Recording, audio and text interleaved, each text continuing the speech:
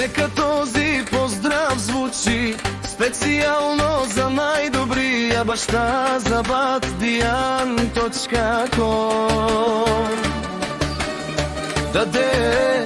Даде, те авен с типето Маро, зурало семейство. Натърбалото за неговите двама сина, за Росен и Павел, за неговата прекрасна жена, за Натка и за най-красивите снахи.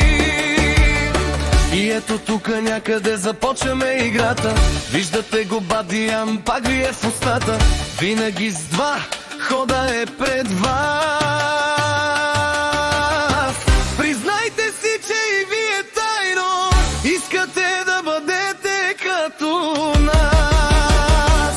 Ние сме сплотени, задружни и едини. Именно това прави ни по-силни. Благодарение на теб, тате, сме такива. Винаги напред, има много да ни стигат. И нека да разкажа ви малко за съдбата. Вие на моя татко пак сте му в краката. Човекът си играе с къщи и пари, а да не говорим за неговите коли. Всичко той постигнал е, сам не успял. Всеки важен урок на нас го е предал. Винаги е бил отговорен и стабилен. Не признавам ви, и аз от него няма по-силен. Ти си ми всичко, падигаш си си здрав. Ания е за роската да ви разкажа. Ания малко луд стяга го палажа. Иначе по принцип много добре момченце. Само да не го завариш, да изпил едно шишенце. Аз за павката не повече от 3-4 думи ще кажа.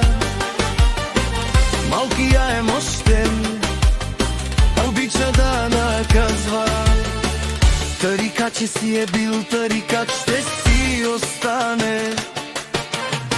С нищо никой не може да му се хване. Нито на какъл, нито на пари. Малкия ги има, защото на гърба си има тати. Бъдете живи и здрави всичките душмани. Ние сме истинско семейство, пожелавам си всички да сме здрави.